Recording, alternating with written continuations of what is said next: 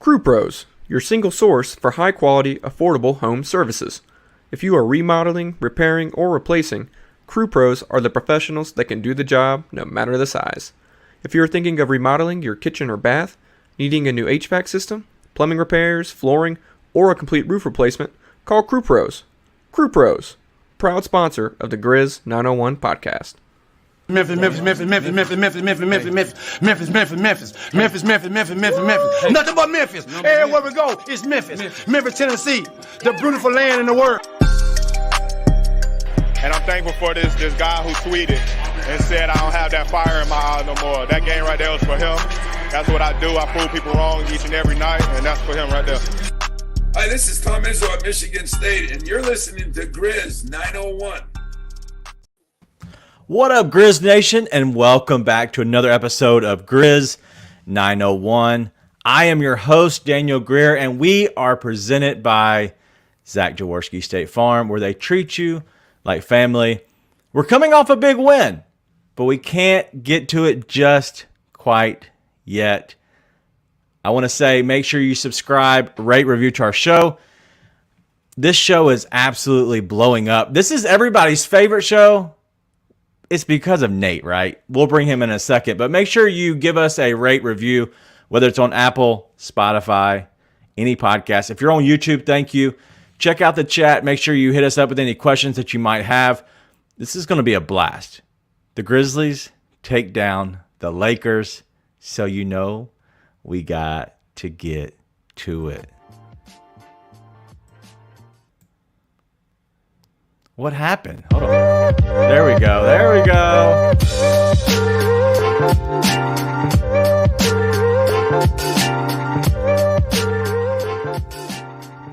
All right, you know he's with me. He's my weekday boo. What's up, Nate? That was much better than the last, Leonard Skinner intro or whatever you did. Ted Nugent was what the last one was. I appreciate that a lot, man. I think that's good. Real quick, with your Ja 12 shirt, cheers. Hey, cheers, brother. Great night. Anytime you get a dub against the La La Land Lakers, it's beautiful. Cheers to my father for giving me a great childhood, getting me to like Mike soundtrack as the first CD I had as a child, and preparing me for my moment tonight to send out my Lil Bow Wow memories and get featured on TNT. If you missed it, I'll set you up a little bit. We had our guy. He was on TNT with his tweet. Go check it out at Grizz Homer. It was just so beautifully put up there.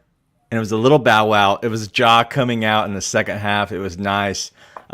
Did you see it, or did somebody hit you up to let you know that they saw it? I just happened to turn on TNT to listen to the post game because I love having to hear people say bad things about the Lakers and good things about the Grizzlies. And so I just happened to turn it on and listen to post game when they were going through it, and I was very happy. I was a very happy camper about it. Yeah, absolutely. Yep, no doubt. All right, so our guy, Black Lives Matter, man. Hey, thank you first of all for skipping Spaces. I would imagine that they're on fire right now. We want to give our guys at Spaces Grizzlies a shout out. They are always the best. They are always consistent. As soon as the game ends, go check out those guys. But we're going to go ahead and get into the game because the Grizzlies are back, but they're not just back. They're fully back.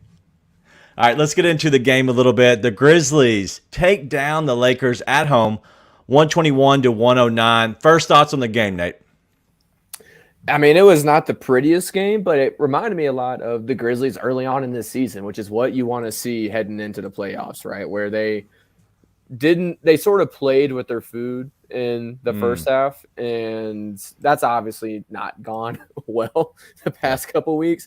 When they've done that, it's usually gone poorly for them. But then when it got into late game situations, second half, they turned it on, pulled away, kept their separation, and got the win, which is what they did all through the first half of the season, right? And especially when they're going on that massive winning streak. And so that's what you want to see. And it was good to see that when they cared, they were clearly the superior team. And whereas lately they've cared, but they haven't been able to get the buckets or the stops. And tonight they got both. So yeah.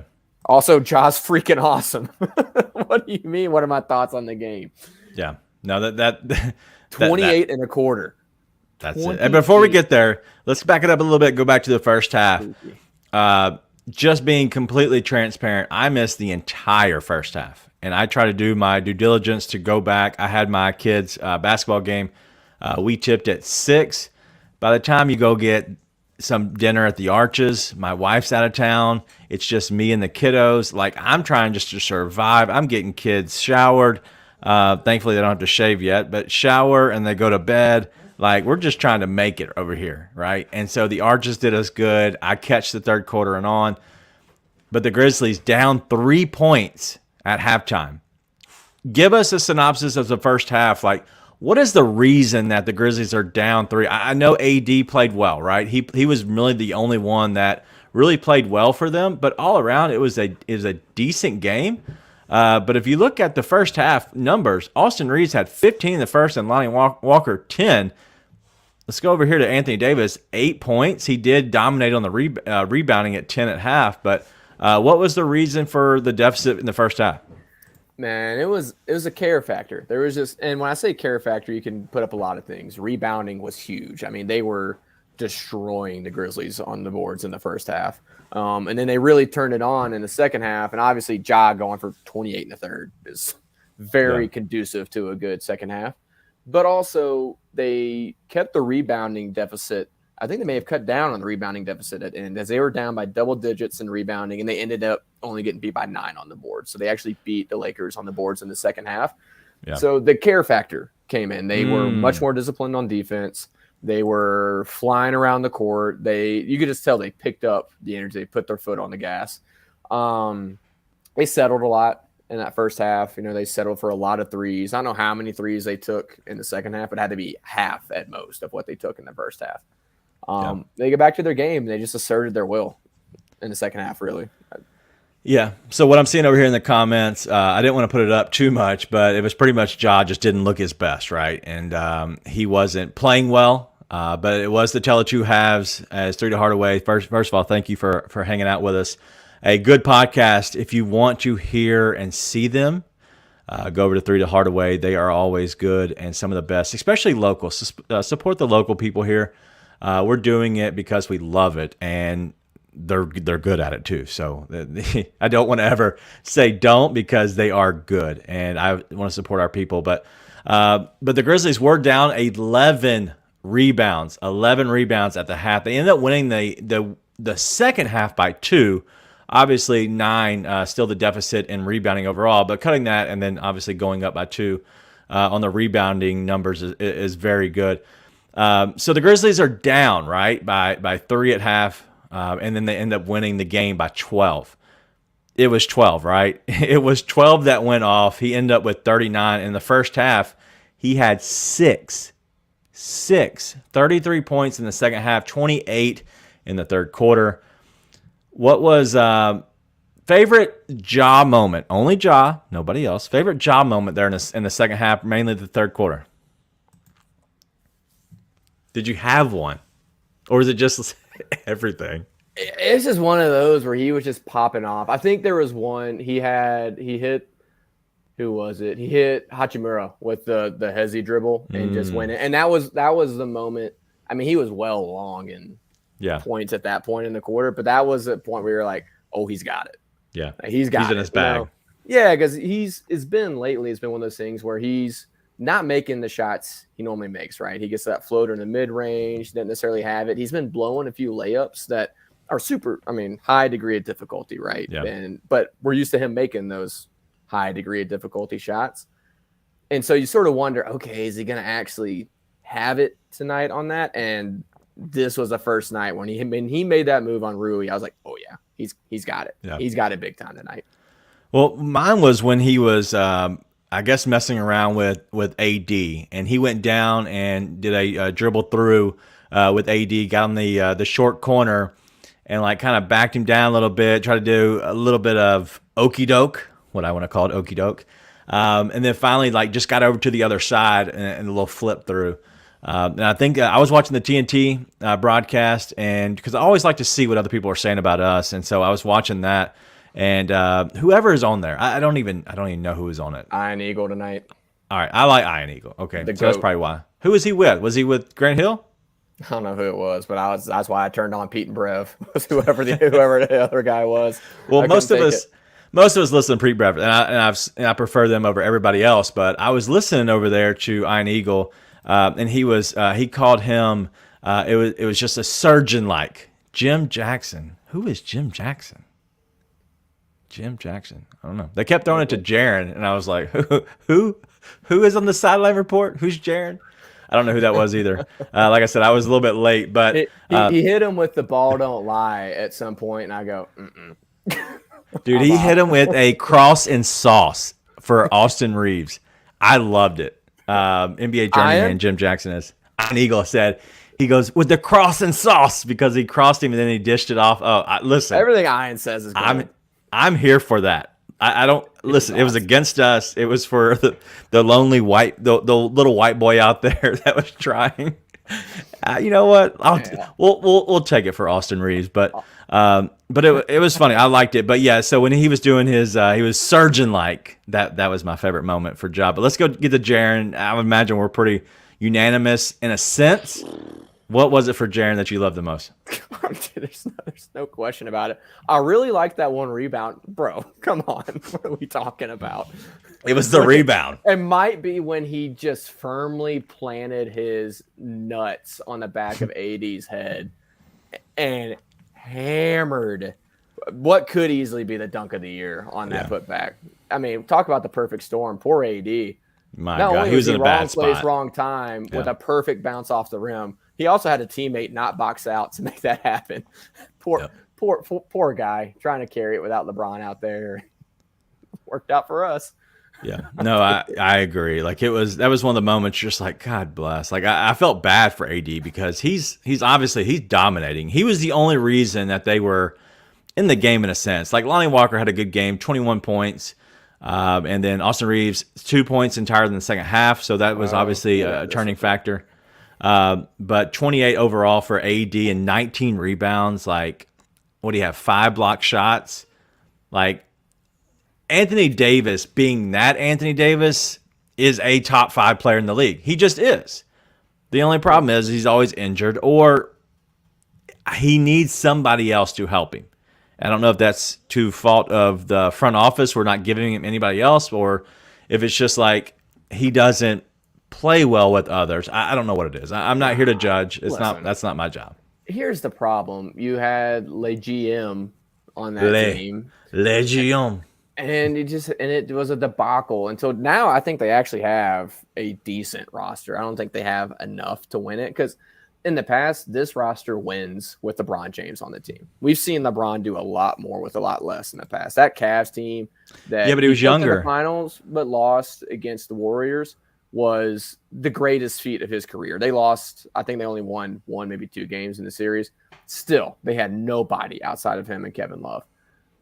But exactly, your point exactly. He's young. He was younger. He can't do what he used to do anymore. AD, he had 28 and 19. There's not much more you want from him. The problem is you have Austin Reeves, who I thought had a pretty good game. He had a good first half. Where is it? 4 turnovers. Lonnie Walker, who was second in scoring, 3 turnovers. Dennis Schroeder, 6 turnovers. The guys who had the ball in their hands were throwing it all over the place. It's just a team that doesn't function as a team. You know, LeBron needs to be there for them to do what they need to do, and AD needs to be there for them to dominate when they want to do that. So, well, you got look at this team though, how they're currently constructed. Let's just go down the roster real quick. We're talking about Troy Brown Jr. Okay, Jared Vanderbilt just got there. Anthony Davis, who obviously he's never been able to really lead as the main head guy. He was okay in New Orleans, but he couldn't. You know, he's obviously injured, and so that's part of it, right? So I don't want to take anything too much away from him. What? Hold up. AD can be the best player on a championship team. I agree, but he can't stay healthy enough for that to happen. Okay. Well, but what I heard you saying was AD can't seem to do it on his own. He hasn't. Well, here's the thing. Nobody does it on their own anymore. So when I hear that, I'm thinking I agree. You're saying when I hear that, that's the equivalent of, in my mind, you saying Giannis can't do it on his own. It's like, well, no duh. Giannis can't do it on his He's own. never right? made the playoffs as the best player on his team. The Pelicans never made the playoffs with him on there. Are I you don't certain believe of that? No, I'm not. So don't judge All right, me. well, look Black it up Lives while Matter. Help us Look it out. up while I go. Look it up while I go. All right. We're So just not real going to have quick, the AD slander because he went for 28 and 19. I am not slandering him. Awesome. He's awesome. But I'm looking at the roster around him. It's like, what would you expect anybody to do with that roster? Giannis isn't winning with that roster. I'm just making sure we're not throwing shade at AD because he was awesome that night. He dominated. No, I agree. But back to my point before I was rudely interrupted. Dennis Schroeder, he was on there. But two of the starters right now, Malik Beasley and Jarrett Vanderbilt, just got there literally 2 weeks ago. Austin Reeves, he's fine, right? Rui Hachimura got there a week before them, I believe. Lonnie Walker has been a very good player for them this season. But you're talking about Wyndon Gabriel, Max Christie on the team, Davon Reed, Mo Bamba.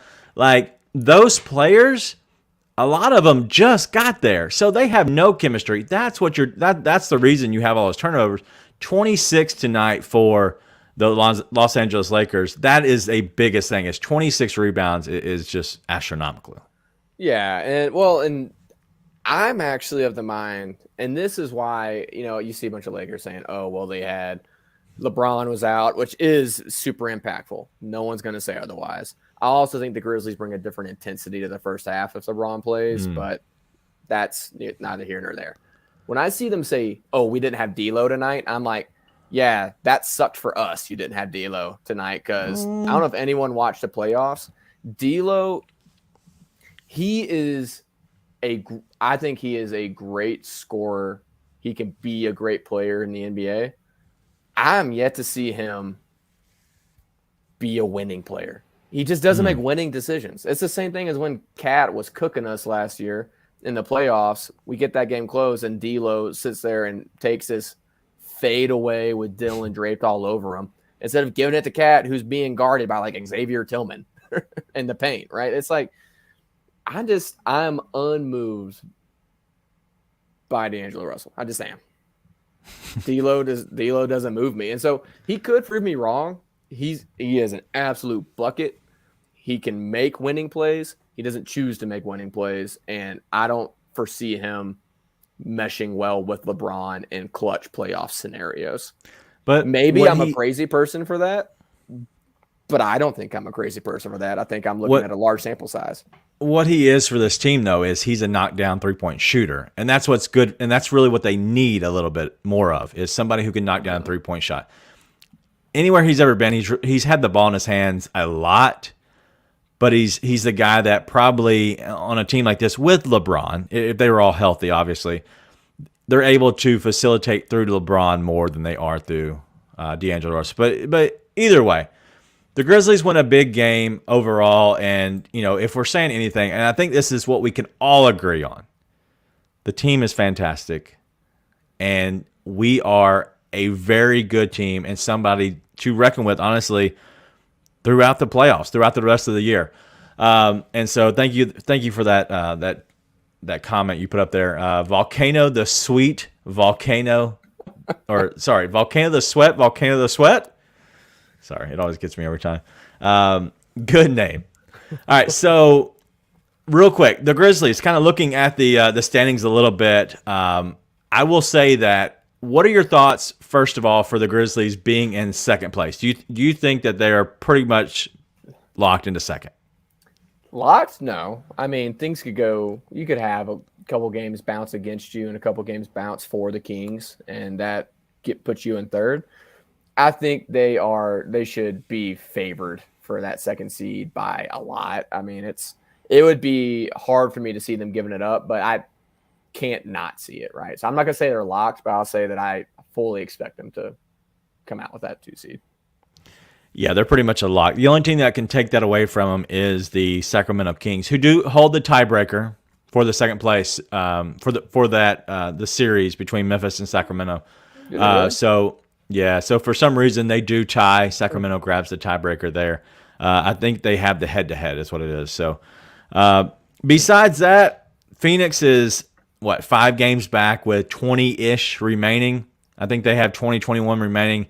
they would have to go 15-6. I don't see Phoenix doing that. I don't see the Grizzlies going 12-12 or whatever the rest of the way. So with the Grizzlies just going 500, that would mean that these teams have to completely play out of their mind to catch the Grizzlies. If they play better than that, then obviously this is a lock. I think the Grizzlies are going to play 600 basketball at this point. Heading into the playoffs, I think they will rest some guys, but at that point, I think it's going to be all but locked up because the Grizzlies have one of the easiest schedules. Sacramento has one of the hardest, and I think that's how the whole game is going to go. But let's talk a little bit about what you were talking about earlier and the care factor. So explain a little bit of what you were talking about with the Grizzlies kind of caring, because obviously it was a tale of first half. So the first half, they looked like they were kind of out of it, didn't care. They looked like they were on national TV. Let's just be honest. Second half, when I started watching, they were starting to care more. And honestly, maybe I sent somebody a text. I don't know. You can't prove it. No, and neither can you. But it's just when you can tell they're like, all right, let's lock in, right? It's as simple as, okay, on defense, we're going to rotate. We're going to pay attention, right? It's not like they're just out there doing nothing in the first half. It's just, okay, here's my guy got caught, or I got caught sleeping. My guy had a back cut type thing, right? In the second half, that didn't happen. In the first half, it happened a lot. And they're crashing the boards, right? You saw, I put out a tweet about Desmond Bane making all these winning plays in the closing minutes. I don't think he got a bucket in that fourth quarter. He might have, and I just missed it. I don't think he did. He's out there jumping over AD for rebounds. He's stripping Jared Vanderbilt to get the ball back after he got a rebound. It's little things like that. It's the hustle plays. They made all those plays in the second half, and I thought the Lakers easily made all the hustle plays in the first half. And I think what's encouraging, because obviously if you tune in as a fan, especially on a national TV game, you want to see your team showing out for all four quarters, a full 48. What is encouraging, and I mentioned this at the beginning of the pod, that's what the Grizz were doing when they were going on this streak, right? They were kind of dilly-dallying. They do all right. They do okay. And then in the second half, they turn it up and they just put these teams away. And they would not blow these teams out all the time, but they create separation and they keep it the entire second half. That's what happened in that third quarter. They created separation and they kept it. And you still have the worries, right? I mean, it was one of those things where they started turning up the heat, but then so did the Lakers. And then the Lakers were able to keep up and get all these points, and they were able to keep up. And you're like, okay, maybe the Lakers are able to find it at the same time. That's a worry. But in general, being able to see them, hey, we're gonna put this team away and then do it. Great, love to see it. Yeah, Bane had 4 points in the fourth quarter, and so obviously, to your point, there wasn't much of him doing of anything there. But the fact that the Grizzlies just kind of pulled away right there in the third quarter, but it really wasn't so much. Like, they still had a lot to do. Like, they were up by 9 points there in the third quarter, but they still had a long way to go. But the fact that they outscored them by another 3, I believe in the fourth, 28-25. The Grizzlies, they played well defensively all night, and that second quarter, the Lakers had 27. Third quarter, the Lakers has 35. But when you're scoring 47 points for the Grizzlies there in the third quarter, you're going to give up a little bit more points just from being back and forth, up and down. Very rarely are you able to hold a team to a low score when you're scoring 47 points. That's just the nature of the beast. But the Grizzlies, 86 points in the paint, 86 to the Lakers 48. Second chance points was pretty much even at 12 and 13. The fast break points, Grizzlies had 33 to the Lakers 15. And then there were 14 lead changes. So it was a little bit back and forth, especially probably earlier on. But the Grizzlies, they just kind of put them away a little bit. What was I read you a tweet, and I don't know what's going on with my camera tonight. Like I'm like falling over. But I read you a tweet earlier. What was that tweet? Do you remember the number I told you of that? 26-6. 26-6 on the turnovers was huge. There's also another one that I read to you. Let's see if I can find it real quick. Sorry about that. I don't know what you're talking about. This is called live. The Mavs. I want to know how bad my Mavs fans are sweating. Here it is. The Memphis Grizzlies scored a franchise record 41 points off of turnovers tonight. So they've scored 41 off of the 26 turnovers. That's huge, right? Because not only are you forcing turnovers, not only is the other team a little frustrated by your defense, but you're actually like capitalizing on that. And so 41 points off of 26 turnovers is a big number. And so I think the care factor is really there, and I think it's important for the Grizzlies, especially going down the stretch. A lot of fans do talk about seeing the team that it seems like they don't care sometimes, and I think that's because they're young, and they kind of just let the game come to them in a sense. They don't try to force anything too much, but you just want to see that the loose ball of the player going after it. You want to see, honestly, a big rebound, fighting for the ball. And sometimes you don't see that because, they're more of a team that kind of lets it come to them. It's not as much of the grit and grind as it might seem. Yes, they score in the paint a lot. That's just because Morant is a bad dude. That's why. And so it's a different style of basketball. So it's not that they don't care. It's just, they kind of let the game. It's a free flow. Games come to them a little bit. But go ahead on that. 82-game season. Second youngest team in the NBA now, or third? I think they're the second youngest team now that Danny's gone. 82 games. They're awesome. They know they're awesome. It's just not going to be there every night, right? What the hope is that they learned their lesson last year and it's there come playoffs.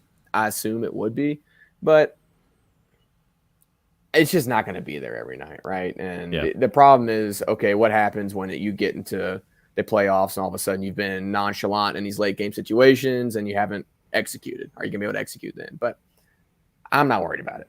I'm not nearly as worried as our friends in Dallas should be. They should be very, very worried because y'all couldn't defend a turtle at this point.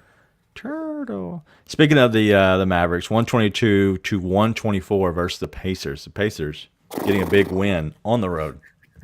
Yeah, woohoo! Real quick. You know what? I'm gonna save this for later. I'm gonna go ahead and we're gonna talk about a little bit more about Taylor Jenkins before we break real quick to our ad and our bigger sponsor here. But I also want to talk about somebody being eliminated from the playoffs, and so we'll get back to that real quick. But before we get there, I want to talk about Zach Jaworski Insurance. They are our presenting sponsor, and they're the team that honestly that I trust personally, and that if you need any insurance, whether it be automobile, home, whatever you might actually need. Life insurance is big right now. Give them a call, 901-794-3691. You can find get a free quote over at ZachInsuresMemphis.com, and that's ZACH, ZachInsuresMemphis.com. We're hoping to do some cool things. There's obviously going to be a lot more eyeballs on us, as we all know, heading down towards the playoffs. The numbers always tick up a little bit, and usually they kind of skyrocket during the playoffs. And so we're going to try to do some different things for you, whether it be ads or whether it be videos. I'm working on something right now that is pretty special. It's going to be really cool. I have not told a soul about it. I'm not even told Nate about it. But it could be really cool to make us look a little bit more presentable, make us look a little bit better. And so we're trying new things. We're trying different things within our audio. We're doing it tonight. And so we're hoping that our audio sounds good, whether you're hearing this on the podcast or whether you're hearing this on YouTube. For joining us, thank you. I appreciate that.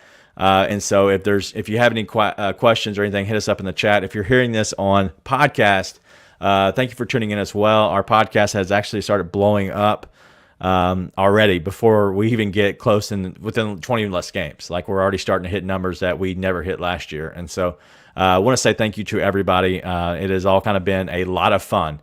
And so these post-game shows will continuously happen. We are going to be live tomorrow night. My wife's out of town, so she can't say no at this point. And so I'm not sure if... And mine's over here singing Cotton Eye Joe. That rhymed. Hey! I'm not sure if Nate's joining us yet. I haven't even asked him about tomorrow night. But for context, she was singing Cotton Eye Joe earlier. Yeah, the same thing as so. Yes, she came in here recently. She was singing, what was the song she was singing when she walked in the door? I don't know. We're gonna stick with Cotton Eye Joe. I'm gonna get in trouble for saying Cotton Eye Joe in the first place. So let's just move along. Yeah, I don't even know. Yeah, sure. All right. So yeah, we will be here tomorrow night against the Rockets, and so we'll break down another post game show, and then that'll be the last one, I believe, for the week. I'm not even sure of the schedule real fast. We're into March now. Nuggets on Friday. I will not be doing a show. My wife actually gets back in town, so it'll be nice to see her again. Sunday Clippers. We're going to take off that one again. But from then on, Lakers on 3-7. It is on like Donkey Kong from then on out. I think we're less than 20 games at that point, and we're pretty much hitting on almost every game except for a few. So make sure you tune in to that because we will be here on your post-game shows for sure. And let's go ahead and get into a little bit of Taylor Jenkins. A lot of people have criticized Taylor Jenkins over the course of the season. Obviously, Nate, you can hear a lot about, honestly, you can hear on our podcast network of everybody that has not been exactly thrilled with him. There's a few things that I don't love. But, Nate, you brought up a topic, and you brought, honestly, this topic up, but something you want to talk about with Taylor going into tonight and what you kind of saw for him. Yeah, I mean, I've been clear, I think, in the past shows we've done, especially recently, I think they need to do more non-Jaws stuff while Jaws on the court. And that's not saying to not include him in the offense, because I think any possession where he doesn't touch the ball, there might need to be 2 possessions while he's on the court that happens, right? Other than that, you need him to touch the ball, but getting some more movement going, getting some more off-ball stuff going. All that to say, I've been clear. There's some things I think Taylor could experiment with, and I wish he would experiment with. That being said, tonight, actually, our guy over at 3 the Hardaway, Savage, was talking about the Dylan. I think he sent out Dylan had not been on the court in a while, and so I went and looked at minutes, and he was by far the least amount of minutes from the starting 5 tonight. And then meanwhile, you got Jaren playing 32 minutes. X, who is not a name you would want to normally see on there, but he's been playing exceptionally well the past 3 games. 33 minutes, Ja 34 minutes, Bane 30 minutes. Yeah, Xavier Tillman played the second most minutes on the court. Mm-hmm. And earned every last bit of them. But you just see him going away from Dylan, and I actually think Dylan's played pretty well played within himself as of late. I mean, we want to see that shot start to fall more, but as far as what he's been doing, I think he's been taking a lot less shots, and he has been playing very solid defense. Tonight's not the kind of night that Dylan's the type of defender you want, right? Dylan's the type of defender you want on a star player with a ball in his hands. It's a Zion, Steph, even a Giannis type of player. But you see these guys, Devin Booker, you want him guarding those guys. Tonight, they don't have that, right? It's AD. Yeah. And you were playing a lot of team defense on AD. Jaren was able to guard AD a little bit tonight. There's no star player for Dylan to go guard, right? Dennis Schroeder is the guy he was matched up against. And it's like, that doesn't work for you, right? And if that's the case, then just play team defense. Leave Jaren on the floor to be the free safety like he loves to play. And then let everybody else come in that can provide more offense. And Taylor did that tonight. Dylan with only 27 minutes tonight. So I thought you saw a lot of adjustment there. Brandon Clark came in, played some spot minutes, but only played 15 because it didn't really fit him very well. Even Tyus, only 14 minutes tonight because you brought Ja and you brought Jaren in to get a win you needed to get. So I just want to say shout out to Taylor because those were not his normal rotations. That's not normally the way he plays guys, and he's doing it. And I think that's something the fan base needs to give him credit for, myself included, because we've been asking for it. And so if you see it, give credit where credit is due because he's absolutely did it tonight. Yeah, Taylor went with, obviously 4 guys, right? He went with Jaren, X, DB, and Ja Morant, and not the DB at Bane. We'll make it clear. Pretty much down the stretch, but he was mainly relying on them, but still 26 minutes, 5 less than most of the starters and Dylan Brooks. Dylan just has not been consistent. He was 2 of 11 tonight, 2 of 6 from 3. And he's not really doing anything else. And I'm curious what Dylan brings to the team if he's not able to score. I know he is a defensive pest. I know he's a defensive stopper. But like, I don't know if he is going to be really a key contributor for this team moving forward. And I don't want to get too far down the road. This is not where I'm going. But I'm curious if he can't figure out this role. I think what he's doing right now is great for the team. Okay, he's being a defensive stopper. He's being the guy who's doing all the dirty work. And you have to have a player like that. But if he can't score, if he can't be a semi-efficient player, and he's never been able to, I don't know what the future is for Dillon. I just don't know. I'm curious how they address that in the offseason. That is way down the road. I don't even want to discuss it too much. But I just want to kind of have that thought process, all right? Not going to discuss it, but I want to have that thought process of I'm curious what decisions they make with him because he has not fit in that role yet. He's trying. He is. He's doing his best. But he's just not fitting into that role just yet. What they're going to do is sign him, and they're going to get him at a good price. You know what? And that's perfectly fine. I'm fine if it's a good price. But who knows what that price is? And let me say one thing as to why. We won't go way down the rabbit hole with it. Thank you. Tonight he was 2 for 11, 2 for 6 from 3. But the night before he was 5 for 9 and 3 for 9. If he's only taking 9 shots and he's playing solid defense, you're going to pay him like a player who does that. Right. And he's going to do that for you. That's the role. He didn't have to be mega efficient if he's only taking 8, 9 shots a night. And he's playing solid defense. There you go. That's all you need. Listen, I'm fine with that. If he stays in that lane, I'm perfectly fine. The only problem is he gets a little carried away sometimes, and I'm curious of what that does for this team because he's the fourth option. Honestly, he just is. He's the fourth option, and sometimes he's not even the fourth option, right? He's just the guy who they kick it out to at last second, kind of they throw him the grenade, and he kind of just does something with it. But yeah, shout out to Taylor Jenkins. He's trying some things, and he's gonna go down the stretch a little bit. I think he's gonna rely on his main guys a little bit more, especially when you need them. And I think that's very important. It's very important to this team, but mostly it's very important to the fan base. They care. They care a whole awful lot. All right, real quick. I want to get into something that's kind of funny. Is the King eliminated? No. The answer is no. I will say he's done the Lakers absolutely haven't. It's an outside shot of making the playoffs. Like I would not feel good about their chances of making the playoffs, but they're only a game back from 10th. And if you're looking at who's in 10th, it's the Pelicans. They are horrible. It's not been a fun ride down in the Bayou. So is he eliminated? No. I wouldn't put him as a favorite to get in because I don't think Minnesota is going to drop off all that much. And then you have Portland ahead of them who are beating. What are they beating the late? Almost 20. They're up on the Warriors right now with Dame playing some of the best basketball I've ever seen him play, which is saying something.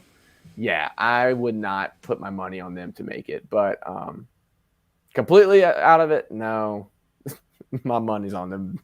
My money's on LA being sent home early with no playoff picks. Wow. With no first round pick. A little bit on that. So I think that majority, so the top 6 are in, right? And 7th is Dallas, right? They're in. I have no worry about them. Minnesota, I don't even say I worry about them. I think that they'll make the play-in, for example, right? They'll be one of the 4. Not being worried about the play-in, I'm with you. Yeah, so they're going to be in the play-in. Dallas in the play-in, Minnesota in the play-in. So the other teams that I think this all comes down to, and this is important for the Grizzlies for the simple fact that the Grizzlies are going to have to play one of these teams. And so Utah, they are in the 8th seed. Obviously, we want them to go and be the 7th seed, right, and win the game and then go play the Grizzlies. That'd be great. But Utah is eventually going to fall at some point, I would imagine. New Orleans has played horrible down the stretch. Horrible. Zion, what is going on with him? Nobody knows. Portland is hot right now, but that doesn't mean that they're going to be hot in the playoffs. So they could potentially move up into that spot, and then you have the Lakers. But you also have OKC. At what point does it turn for Oklahoma City to where they say, we're going to go for the play-in because we have so many picks at this point, what is a few extra spots in the draft? Who knows? There are such a wild card. But I just want people to understand, this is going to be a race that comes down to the very end. This isn't about LeBron James and the Lakers, right? I think this comes down to the very end. I just love dancing on their grave, if at all possible, on the Lakers. But I will say that Portland and the Lakers are the two of the better teams, I would say, especially the ones out on the outside. But two of the best teams, they are probably scarier to face. And both of those, than New Orleans, Minnesota, and Utah. But New Orleans trumps all of them if they get Zion back and they can figure out how to make things work. But there's so many questions around the West that this is going to be a lot of fun going down the stretch. Yeah, and what's going to be really fun is the Jazz play the Lakers in 2 of the last 4 games of the season. Ooh. That will be fun because it could easily be Utah versus LA for that last play-in spot. And if you're the Jazz, you've had such a happy-go-lucky season. You go for that, right? You're trying to make the play-in at this point. You've had too much of an unexpectedly good season. And if you're the Lakers, you got LeBron James, Anthony Davis. You're going for it. You're never out of it if those two guys are on the court, right? So that could be a lot of fun. That could be a lot of fun coming down to it. But what would be hilarious if it's like Portland and OKC make it in, and and Minnesota and the Lakers miss. That's an ideal awesome world just for me having a good time. Is Utah, Oklahoma City, and Portland all make it in, because that would be just fun for me. I would enjoy that. I would enjoy the misery of other people at that point. Yeah, absolutely. Awesome. All right, let's get into the predictions and we'll get out of here. And so we're going to break down the next 3 games. We're heading into March Madness. Speaking of March Madness, real fast, we have one of our guys with Free Basketball, and he's also a co-host here. He just ended his season with coaching, and so wrapping up the bow on that one. I think they made it farther than he ever expected to, so that's kind of the hesitation of him being on and why they haven't been around with Free Basketball for the past couple of weeks. They've been in tournaments, but he is very much a college basketball dude. Like, he breaks down the brackets. And so what we're going to do is, if everybody wants to hear a little bit more of a breakdown of the brackets, we're going to have a few shows of him. They're going to be very limited, but they're going to be the first week as soon as Selection Sunday. I think it's the 12th, I believe he said. So we're going to have on Sunday the 12th, we're going to have a live post-game show of that. Breaking down a little bit of the bracket. So we'll kind of come live here, break down a little bit of what we see, matchups we see. But then we're going to have 2 other podcasts following that on Monday and Tuesday before the games even get really started. And so if you are I guess an NCAA college basketball junkie like I am and most other people, we're going to try to have fun with it, but also going to break down a little bit of the betting stuff of teams to look for, but also teams that have potential to win the championship. And so if you like all that, just make sure you tune in after Selection Sunday that night. But then the Monday and Tuesday, we're going to have other podcasts there. But let's predict a little bit, not of March Madness, because I obviously suck at that. And I usually go homer and never win money. But let's go to the next 3 games. And so we're going to be here tomorrow night. And so, but I want to hit on, man, I really don't want to do this, but you know what? Let's save the Nuggets and the Clippers till another time, but let's talk about the Rockets a little bit. Predictions on that game in general. I don't want to get too far ahead of us. I mean, it's got to be a win. I think it's a convincing win. I think they win by double digits, close to 20 plus points. If not, I'll be disappointed. I won't be disappointed I'll be disappointed if it's a close game. I will. And if they lose, I'll be pissed. I mean, that's a game you really need to come out and win. Doesn't matter. It's on the second night of a back-to-back. You need to come out and really have your foot on the gas in the first half. This shouldn't be a toying with your food type game, but we'll see. It's an easy game to not take seriously. Going to Houston, I'm sure it'll be on a plane tonight. Back-to-back. Team Job play? Sucks. Huh? There's 12 play? Yeah, I think he plays. Okay. Damian Lillard just went off for 71 points. Is Ja going for 72? No. Second night of a back-to-back against the Your freaking face on Rockets. that. Are you effing Oh, kidding me? I was just thinking about this, right? Because I was thinking about, I was looking at Ja's box score. Well, I think this is something that we need to take into account as Grizz fans, because we want to see our guy, our all-star, our awesome player go get 70, 80 points. I just don't think He's not that player. He's not that kind of player. Exactly. Like, you need to be the guy who is just making jump shot after jump shot. Right. You know, and you ever play pickup with a guy and it's like you double, triple team him and it doesn't matter. It's going in. That's the kind of night you need to have. And that's not Ja's game. It's attacking, high flying, at the rim, super aggressive. We don't want a game where Ja has the opportunity to go for 100 points, because that's 100 times for him to scare the heck out of us that he's about to freaking come down weird on a knee. So the answer is no. I don't expect Ja to ever go for 80 whatever points, but maybe he'll push 60, 70 at some point. But tomorrow night's not going to be the night. If it is the night, I'll be so mad. That means he had to play 4 full quarters. Like, I don't want to see that. I don't want to see that happen tomorrow night. Yeah, I think they take care of business. The Rockets are not interested in winning at all, and the Grizzlies have enough young players that they can actually play, right, and they can make sure if they do get up big, you put in maybe some of these younger players in, and they can kind of hold on to it. I think that's going to be very important for this team. But I think it would be a good chance for the Grizzlies to get up early by half, come out in the third quarter, play a good 6 to 8 minutes, call it a night, right? But real quick on the Grizzlies' schedule, it's laughable to me, okay? And the only reason I laugh at this and kind of in my own mind, the Grizzlies, they play the Nuggets on ESPN on Friday. Sunday, they play the Clippers on ESPN. On Tuesday, they play the Lakers on TNT. On Thursday, they play the Warriors on TNT. And then if you skip a game, the Mavericks, they play the back-to-back and with a day of rest in between, the Mavericks on the road on ESPN. So literally, you're about to go down a stretch where the Grizzlies are going to be on national TV. The first 13 days, 5 of the first 13 days of March. How crazy is that? As a fan, how crazy is that? It's awesome. And I know with the whole discourse around, Grizz on national TV, it gives us a chance to be awesome on national TV. There's nowhere to go but up, right? It's like after the first half tonight, you can only go up. Thank God.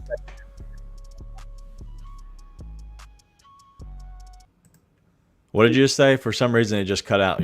I was trying to play the out music, but go ahead. Yeah, what did you say on that? You just completely screwed that up. I was saying I know what the discourse around national TV is, with the Grizzlies needing, like, sucking on national TV. Nowhere to go but up, baby. Nowhere to go but up. Especially after the first half tonight. I was like, thank God the second half was nationally televised, because that first half sucked. So it's a chance to get right on national TV. There's a lot of chances to get right on national TV. So it'll be fun, man. It's cool. It's a new era in Memphis Grizzlies basketball. It very much is a new era. And so we're going to go ahead and get out of here, because it has been a fun night. But you know what? We're going to be back here tomorrow night. And so we'll be bringing you a little bit after the Rockets. But we want to have this on a back-to-back, once during the week, but two, it's right before we get into the long stretch of games, right before we get into the nationally televised games that are back-to-back-to-back. It's going to be so awesome. That 12 hoodie is just sick. I love it. It's awesome. And even my pasty self can pull it off. So that's how you know it's good. If I can pull it off, anyone can. So shout out to 12. Great gear. Shout out 12. Make sure you subscribe to our YouTube channel. We're trying to make sure we get that kind of head in the right direction. Obviously, our goal is to have at least 100 subscribers. We started it literally a couple months ago, and so it hasn't been long. We're already over the 60s mark, I believe. But go ahead and let's hit the 100s mark before we even get to the playoffs. That way we're in the playoffs. Maybe we double it up and go crazy. So it's been a lot of fun, though. This has been a blast for me personally. It gives us a chance to kind of chat with our any fans that we have, but also Grizzlies fans in general, because we're all in this the same thing. We're all trying to have fun and trying to just kind of will our team on to win. And that's really the most fun, is when we actually come together and just kind of have a blast. But that's all we have. Make sure you give us a follow if you can. Subscribe, rate, review, as we always say. But most importantly, be nice and tell your friends.